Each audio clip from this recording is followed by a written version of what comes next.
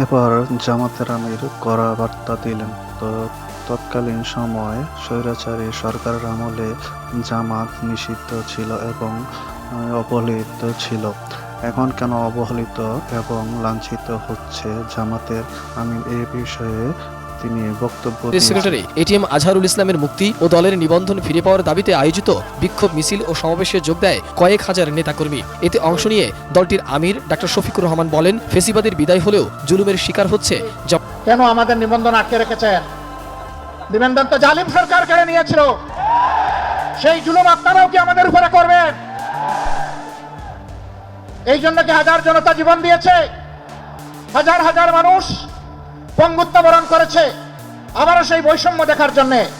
জামায়াত কারো চোখ রাঙানিতে ভয় পায় না মন্তব্য করে তিনি বলেন, ন্যায্য পাওনা না দিয়ে তাদের রাজপথে নামতে বাধ্য করা হয়েছে। ফ্যাসিবাদের সবচেয়ে কঠিন সাক্ষী আজহারুল ইসলাম সাহেব মুক্ত হলেন না কেন? কোন জিনিস তাকে এখনো আটকে রাখতে বাধ্য করেছে?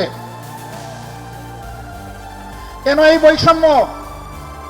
তার মুক্তি না হওয়া পর্যন্ত এই সমাবেশ প্রথমও নয়, শেষও নয়, সমাবেশ, বিক্ষোভ, আন্দোলন অব্যাহত থাকবে। দাবি আদায় না হলে কঠোর কর্মসূচি দেওয়ার হুঁশিয়ারি দেন জামায়াতের ঢাকা মহানগরের নেতারা। যে কোনো ষড়যন্ত্র মোকাবেলায় সকলকে ঐক্যবদ্ধ থাকার আহ্বান জানান জামায়াতের আমির ডক্টর শফিকুর রহমান। সকল বৈষম্যের কবর রচনা না হওয়া পর্যন্ত আমাদের আন্দোলন অব্যাহত থাকবে ইনশাআল্লাহ। মোহাম্মদ সোহাগ বিশ্বাস, এটিএন নিউজ, ঢাকা। জামাতের আমির তিনি বক্তব্যতে বললেন, তারা এখনো লাঞ্ছিত আছে। তো এরকম থাকলে তারা হুঁশিয়ারি দিলেন মাঠে নামার জন্য। তো এরকম নিত্য নতুন খবর পেতে নিউজ বাংলা 1218 সাথে থাকুন। আমি পলাশ বিদায় নিচ্ছি, ফিরছি আবার কথা হবে।